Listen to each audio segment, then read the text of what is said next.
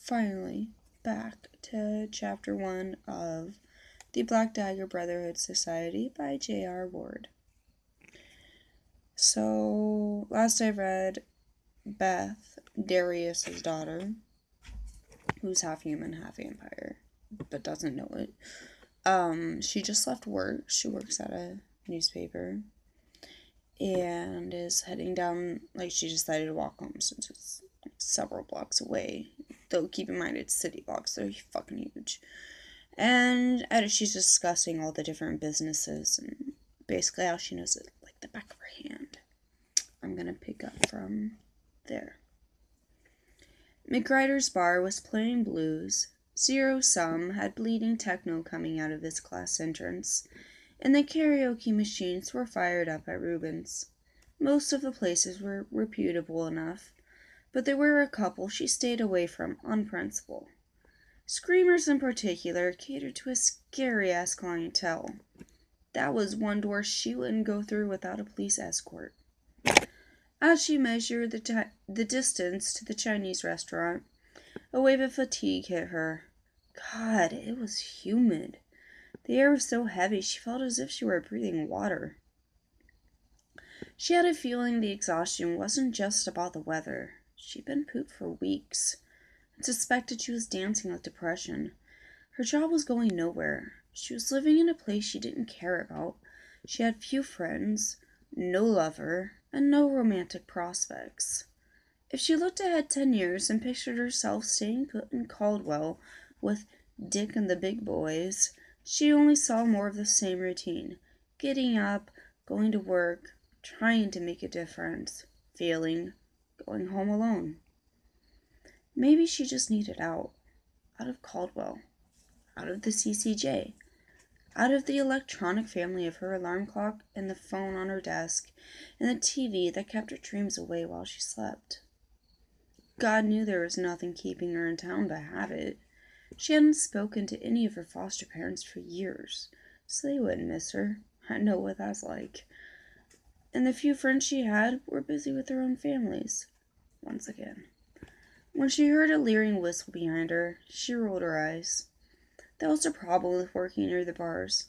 On occasion, you picked up gawkers. The catcalls came next. Hey, baby! Shake it for me! Okay, I just want to... Give me a debate! I mean, hey, I'm offering debate. I'll pay $10,000 to the charity of your choice. Don't you catcall me!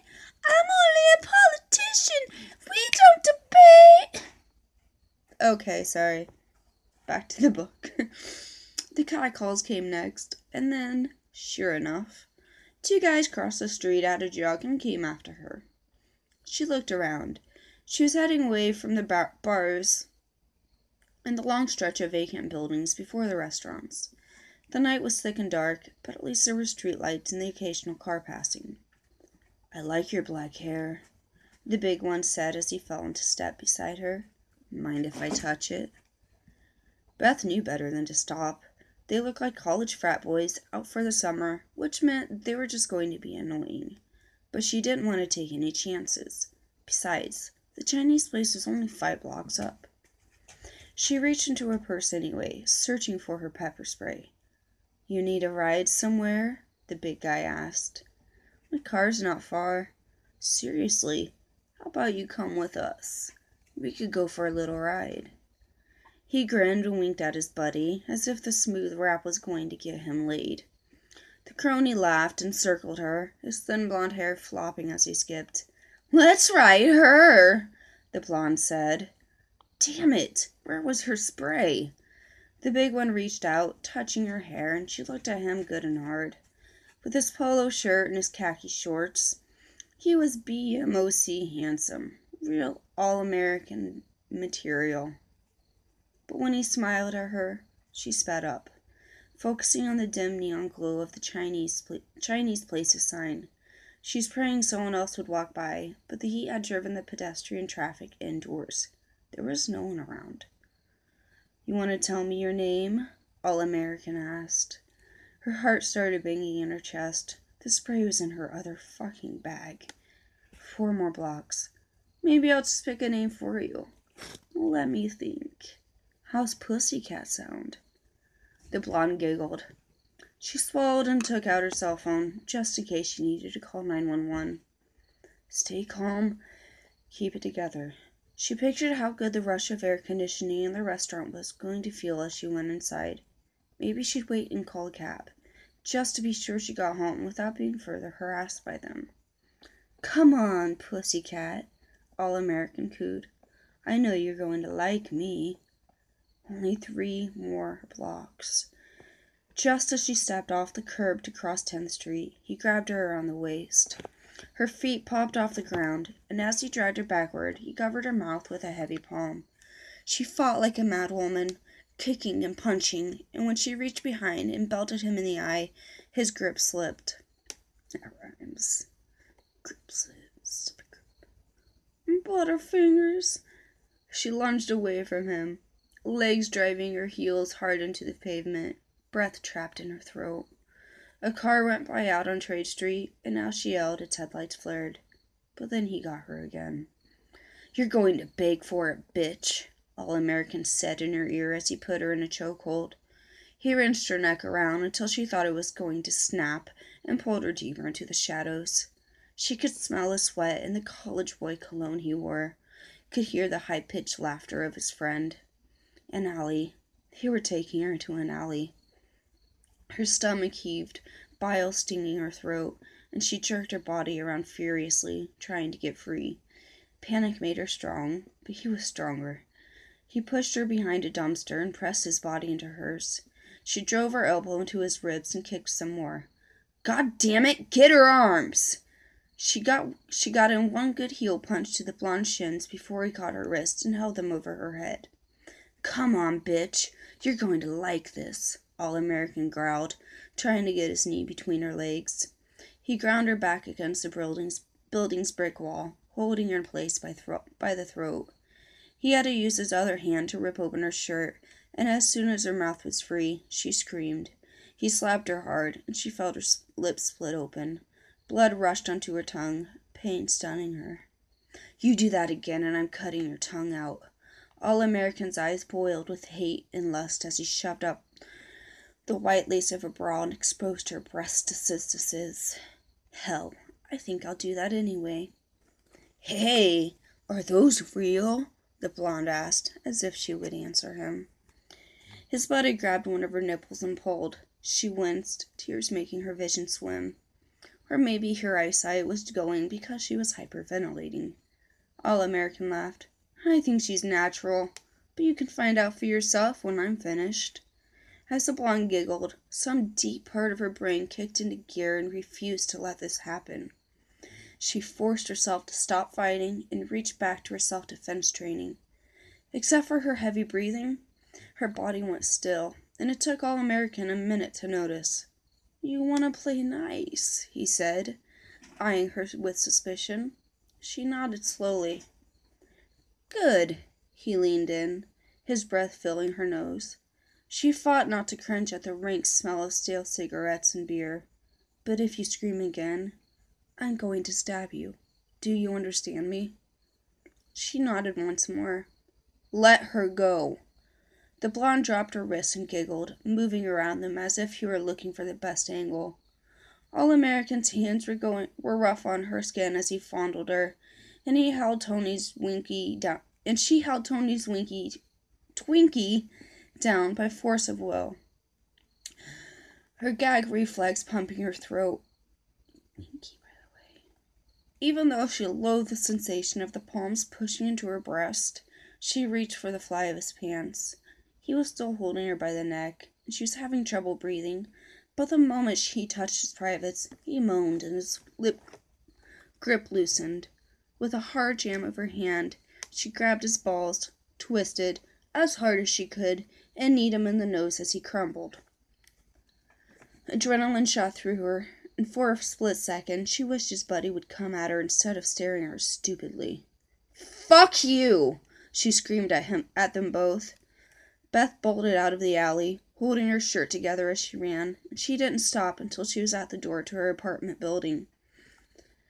Her hands were shaking so badly she could barely get her key in the locks. And it wasn't until she stood in front of her mirror in the bathroom that she realized tears were pouring down her face. Now, if you've ever been through, any kind of trauma that causes, especially, PTSD, and men get sexually assaulted and abused, all that, a lot. It's never spoken about. It should be spoken about a lot more. So, I know men and women can understand, that's a really fucking shitty-ass, scary situation. I'm shaking a little because I'm getting cold. Alright, next part.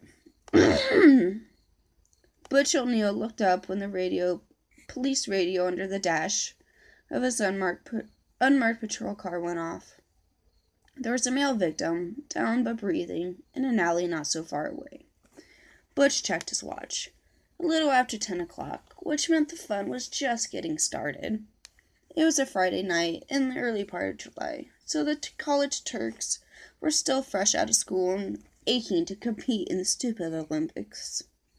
He figured the guy had either been mugged or taught a lesson. He hoped it was the latter. Butch grabbed the handset and told dispatch he'd head over, even though he was a homicide detective, not a beat cop. He had 2 cases he was working right now, one floater in the Hudson River and a hit and run, but there was always room for something else, as far as he was concerned. The more time away from home, the better. The dirty dishes in his sink and the wrinkled sheets on his bed were not going to miss him. He hit the siren and the gas and thought, it's here for the boys of summer. Next page. Walking through Screamers. Oh, it's chapter 2, my bad. Chapter 2. Walking through Screamers. Wrath sneered as the crowd tripped over itself to get out of his way. Fear and a morbid, lusty curiosity wafted out of their pores. He breathed in the rank odor. Cattle. All of them. From behind his dark glasses, his eyes strained against the dim lights, and he shut his lids. His vision was so bad that he was just as comfortable with total blindness. Focusing on his hearing, he sorted through the beats of the music, isolating the shuffling of feet, the whisper of words, the sound of another glass hitting the floor. If he ran into something, he didn't care. Whether it was a chair, a table, a human, he'd just walk over the damn thing. He sensed Darius clearly because he was the only body in the place that wasn't reeking of panic, although even the warrior was on edge tonight. Wrath opened his eyes when he stood in front of the other vampire. Darius was a blurry shape, his dark coloring and black clothes the only information Wrath's vision gave him. Where'd Torment go? He asked as he caught a whiff of scotch. He was taking a breather. Thanks for coming. Wrath lowered himself into a chair. He stared straight ahead and watched the crowd gradually swallow up the path he'd made. He waited. The pounding beat of Ludicrous faded into old-school Cypress Hill. This was going to be good. Darius was a real straight shooter who knew Wrath couldn't stand having his time wasted. If there was silence, something was up. Darius tipped back his spear, then let out a deep breath. My lord, if you want something from me, do not lead with that, Wrath drawled, sensing a waitress approach them. He had the impression of big breast and a strip of flesh between her tight skirt and short skirt. You need a drink? She asked slowly. He was tempted to suggest she lay herself on the table and let him go work on her carteroid. Human blood wouldn't keep him alive for long, but it sure as hell tasted better than watered-down alcohol. Not right now, he said. His tight smile spiked her anxiety and gave her a shot of lust at the same time. He took her scent into his lungs. Not interested, he thought. The waitress nodded, but didn't move away. She kept staring at him, her short blonde hair a halo in the darkness around her face. Spellbound, she seemed to have forgotten her own name, much less her job. And how annoying was that? Darius shifted impatiently. That's all, he muttered. We're good. As she backed up, getting lost in the crowd, Wrath heard Darius clear his throat. Thanks for coming. You've already said that. Yeah, right. You and I go way back. We do. We fought some damn good fights together. Cut down a lot of lessers. Wrath nodded. The Black Dagger Brotherhood had been protecting the race against the lessening society for generations. There was Darius, Torment, the four others. Their brothers were vastly outnumbered by lessers. Desouled humans who served a nasty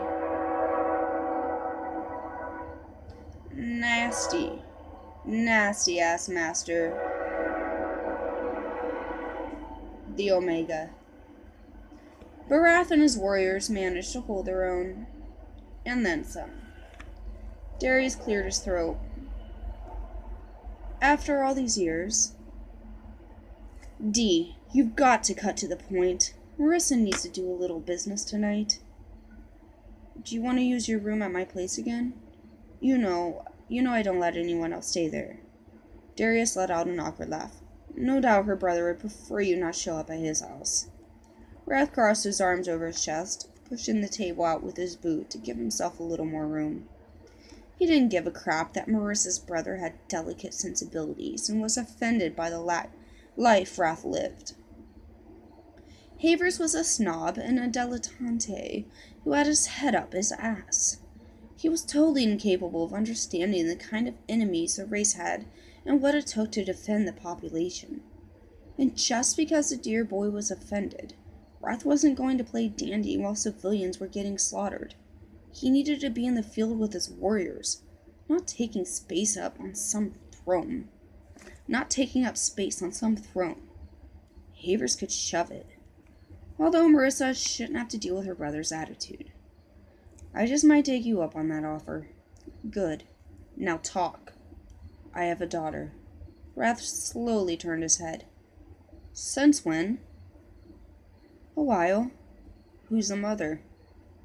You don't know her. And she died. Darius' sorrow rose up around him. The acrid smell of old pain cutting through the stench of human sweat, alcohol, and sex in the club. How old is she? Wrath demanded. He had a feeling where this might be headed. 25. Wrath cursed under his breath. Don't ask me, Darius. Don't ask me to do it. I have to. My lord, your blood is...